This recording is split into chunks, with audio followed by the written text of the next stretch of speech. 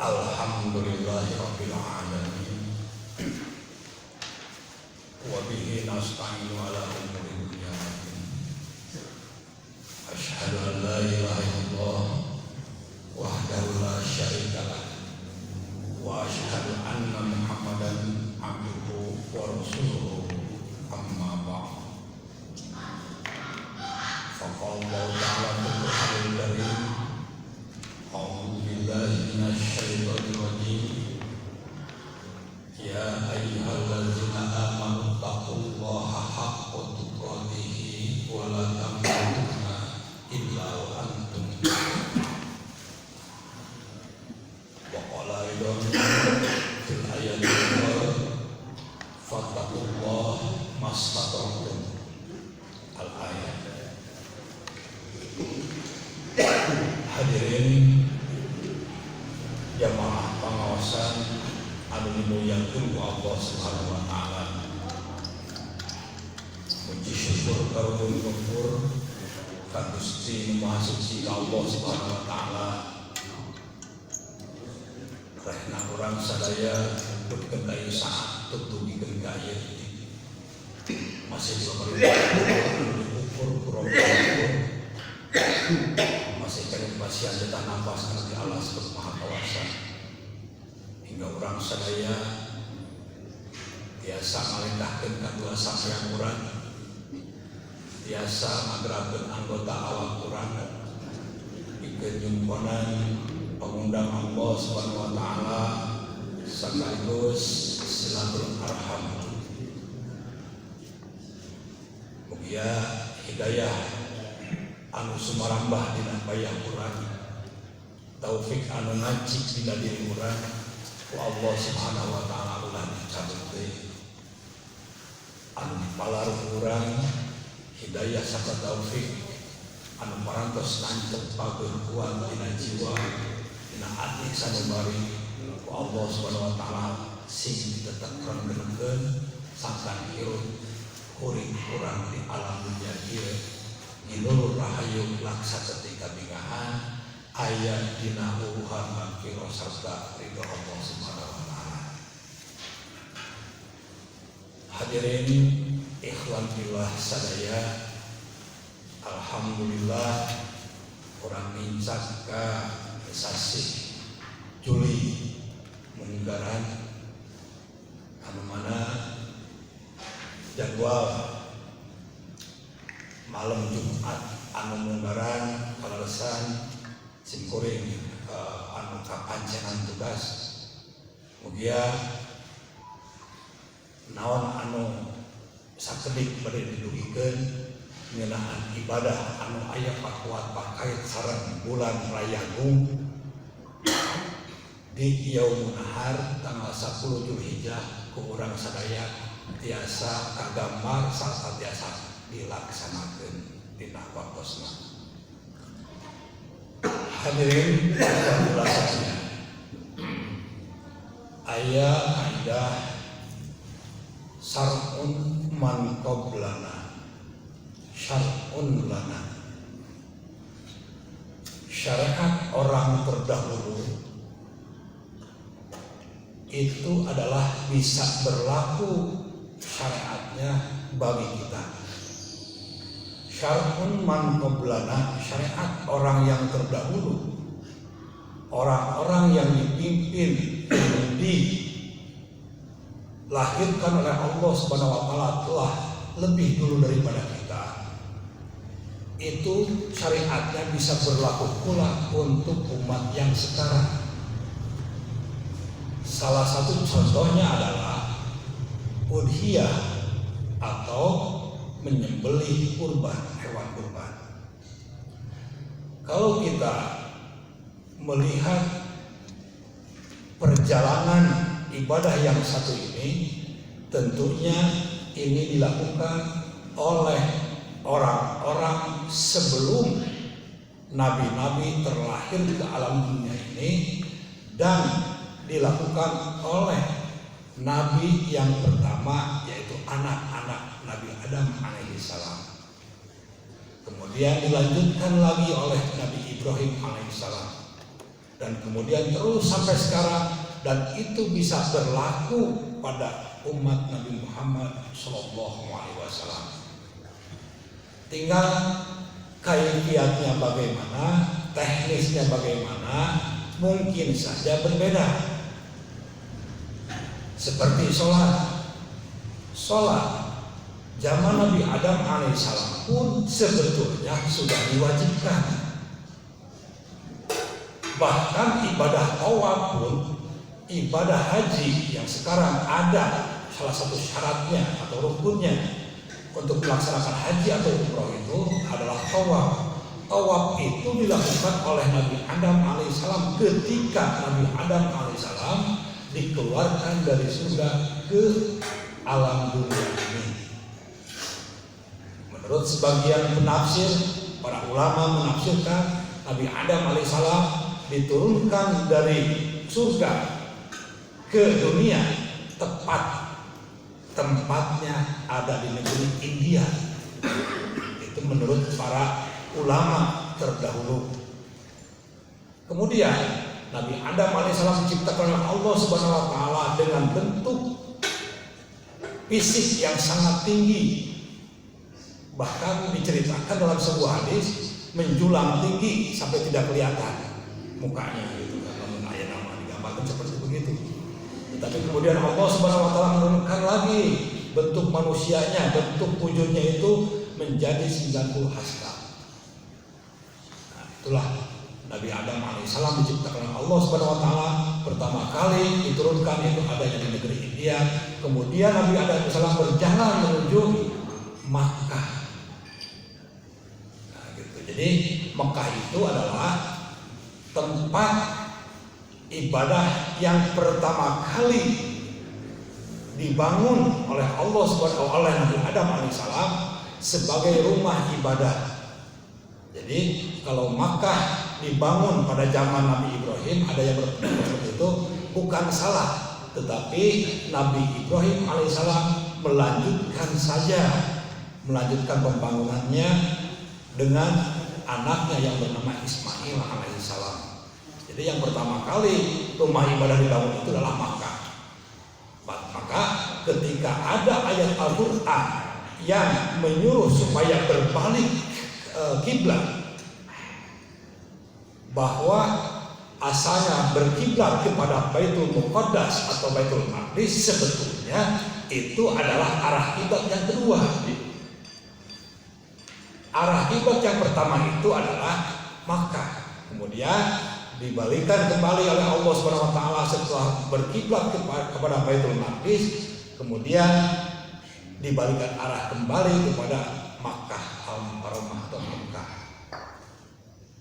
Hadirin ikhwan fillah yang dimuliakan Allah Subhanahu wa taala, syariat yang terdahulu itu bisa berlaku kepada umat yang sekarang. Salah satunya adalah tentang udhiyah, bahwa udhiyah itu adalah menyembelih hewan kurban pada hari Idul Adha dan hari-hari tasyrik, merupakan ibadah yang sangat dianjurkan dalam Islam.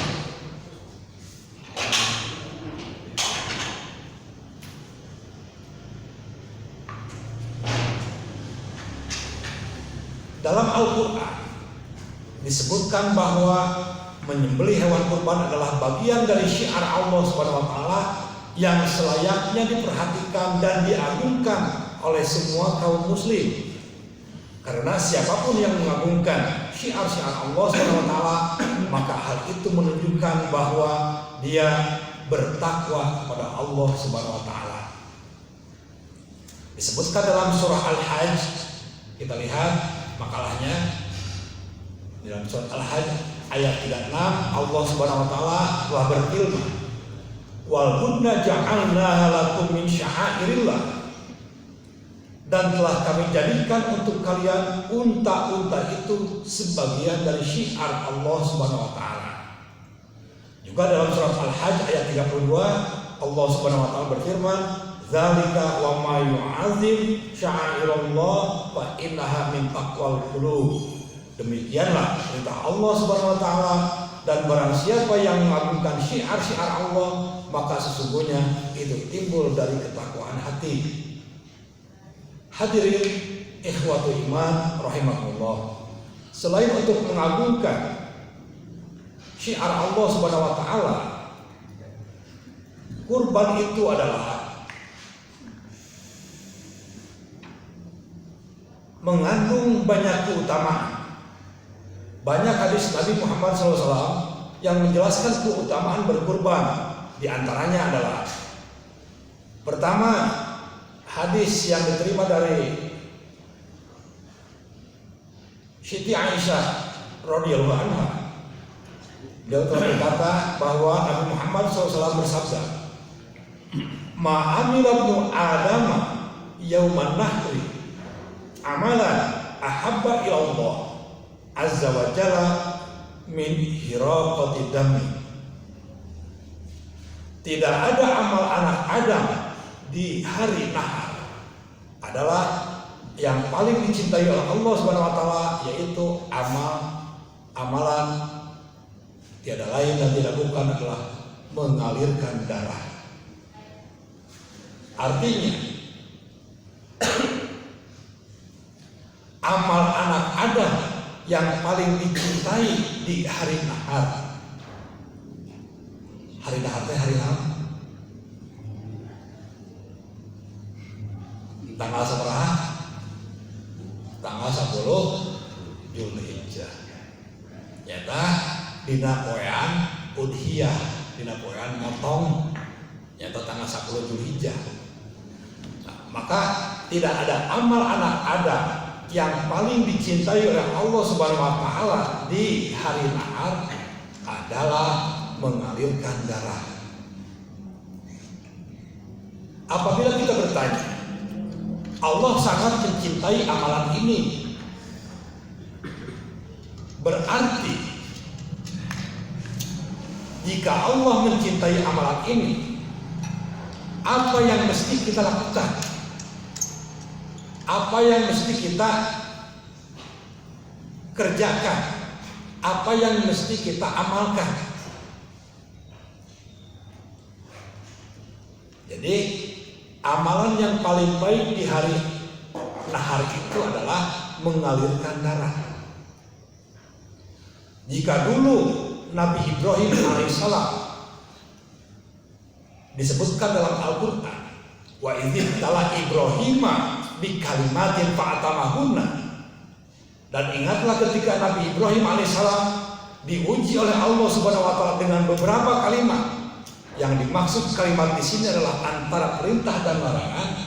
Maka fa'atamahunna, maka Nabi Ibrahim alaihissalam menunaikan janjinya, menyempurnakan janjinya. Antara perintah dan larangan oleh Nabi Ibrahim alaihissalam dilaksanakan. Apapun resikonya, apapun akibatnya, Nabi Ibrahim alaihissalam melaksanakan dan menunaikan ibadah yang dianjurkan, dan perbuatan-perbuatan yang dilarang oleh Nabi Ibrahim alaihissalam ditinggalkan. Fa'atamahunna, disempurnakan. Kita apakah mampu tidak menyempurnakan antara perintah dan larangan dari Allah Subhanahu wa taala seperti para nabi terdahulu? Kalau kita bicara masalah amalan itu artinya apa? Amal itu apa? Jadi ulah kaji baku bahasa amal itu adalah bahasa Arab, bukan bahasa Sunda. Amal itu apa?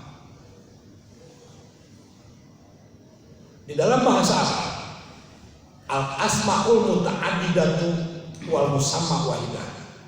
Banyak kata juga, banyak kata berbeda, tapi maknanya sama. Dialih bahasakan kepada bahasa Indonesia itu artinya sama.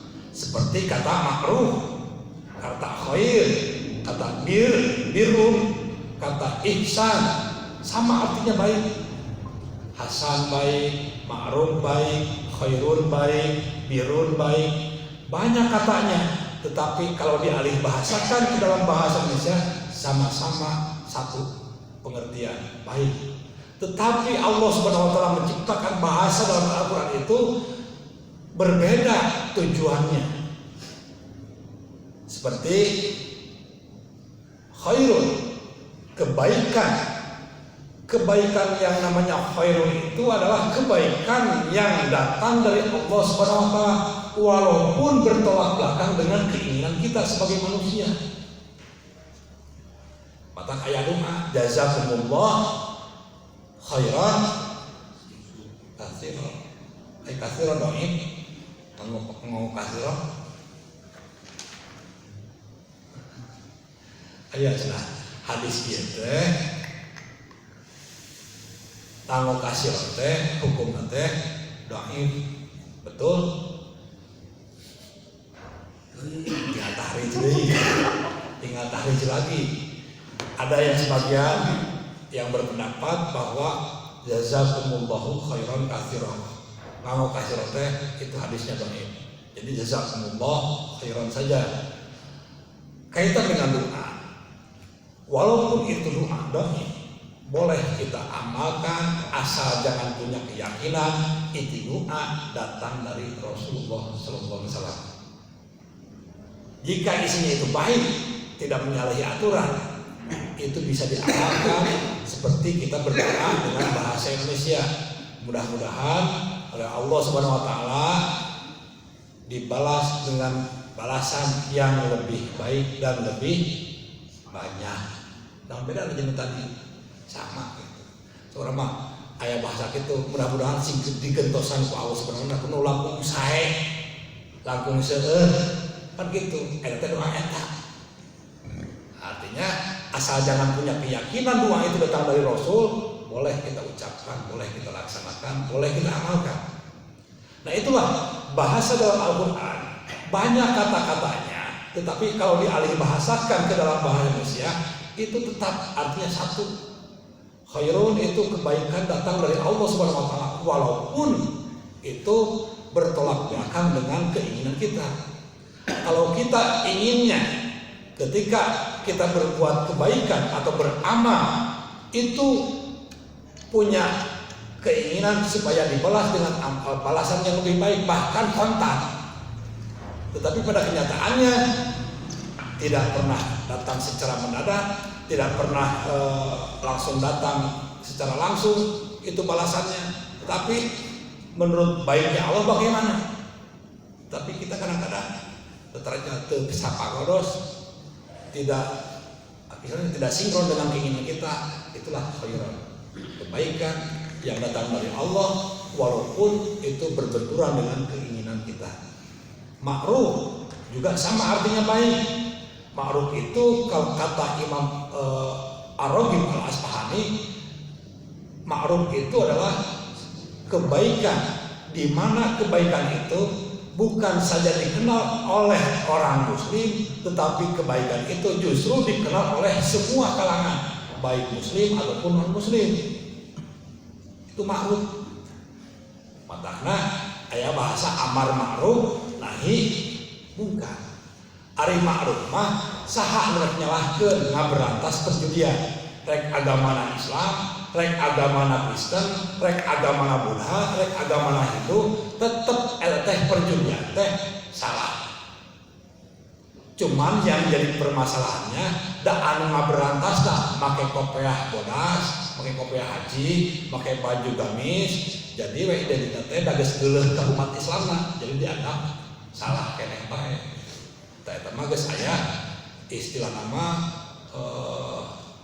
sentimental terhadap muslim, bukan masalah kebaikan gitu. Itu yang jadi yang harus kita perhatikan. Hadirin ikhwati iman rahimakumullah. Apa yang disebut dengan amal? Amal itu adalah pekerjaan. Dan dalam bahasa Arab di samping amal ada juga fi'lun. Fi'lun juga artinya pekerjaan. Maka bahasa kita ketika kita beramal itu apa? Bekerja, mengerjakan. Cuman amal itu adalah yakunul maqasid, mengandung tujuan. Nah gitu. Makanya Buya Hamkama mengatakan kalau kita cuma bekerja, monyet oke bekerja. Kalau kita cuma makan dan minum, domba oke makan dan minum. Maka kita itu sebagai manusia yang beragama Islam melakukan amal itu yakunul maqasid, mengandung maksud tertentu. Jadi kita datang dari rumah, melangkahkan kedua kaki kita ke masjid ini dengan tujuan apa? Maksudnya apa? Jadi ada maksudnya. Kita beramal ada maksudnya. Di samping untuk menimba ilmu, jelas di dalam tolak ilmu itu ada beberapa pahala.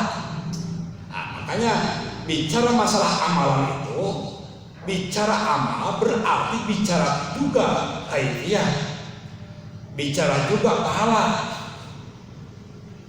bicara juga proses.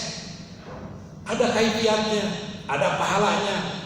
Dan mungkin bapak-bapak sadayana, akang-akang sadayana dongkap ka ieu tempat teu aya maksud jeung tujuan anu tantu, pasti aya maksud jeung tujuan. Lamun teu aya maksud jeung tujuan, keur naon datang jauh-jauh ka dieu ya penting waktuna istirahat. Nah, makanya oleh karena itu, karena kita sebagai umat Islam beramal mengandung maksud, bukan hanya bekerja, bukan hanya ngaji, tetapi beramal mengandung maksud dan tujuan tertentu, yaitu pahala yang akan kita raih, ridho yang akan kita raih, maghfirah yang akan kita raih. Kalau tidak ada unsur itu, mana mungkin kita mau datang ke sini? Makanya bicara amal apa saja, mau sholat, mau saum, mau zakat, bicara masalah-masalah amalan, tentu kita harus bicara masalah kaifiyah, tentu kita harus bicara masalah pahala. Itu harus kita bicarakan, karena Allah Subhanahu wa taala itu adalah Maha Pamrih. Allah Subhanahu wa taala akan memberikan pamrihnya kepada kita semua. Jadi ketika Allah Subhanahu wa taala memerintah, maka Allah Subhanahu wa taala akan memberi pamrihnya, yaitu ujroh, ganjaran atau pahala. Makanya kalau kemarin ada pembicaraan masalah pahala, masalah ganjaran, masalah pamrih itu harus kita berikan, bukan dipinta. Gitu. Jadi itu kudu dipinta. Allah Maha tahu, Allah Maha kuasa, Allah akan memberikan ketika Allah Subhanahu wa taala memerintah, akan memberikan timbal balik berupa ujroh atau pahala. Itu saja. Makanya dalam Al-Qur'an disebutkan bagi orang-orang yang utul ilmu, yang diberikan pengetahuan, yang diberikan utul kita mukhlisina lahuddin, harus memurnikan ajaran agama ini. Artinya pahala itu adalah pamrih dari Allah Subhanahu wa taala. Hadirin ikhwatul iman rahimakumullah, kembali lagi kepada makalah tadi. Ma'amilabnu Adam yauman nahri amalan ahabba ilallah azza wa jalla min hiraqati dami. Tidak ada amal anak Adam di hari nahar yang paling dicintai oleh Allah Subhanahu wa taala kecuali mengalirkan darah. Jika orang yang kita cintai berkata seperti itu, apa yang mesti kita lakukan? Kieu lagu apa? Lamun aya mitoha urang cinta teh ka mitoha. Dan cinta pokok ya mah. Nyaan teh ka mitoha, cinta teh ka mitoha. Tah eta teh anu paling dipika cinta ku mitoha teh misalkeun, duh penting kieu mah enak jigana lamun ngabasok.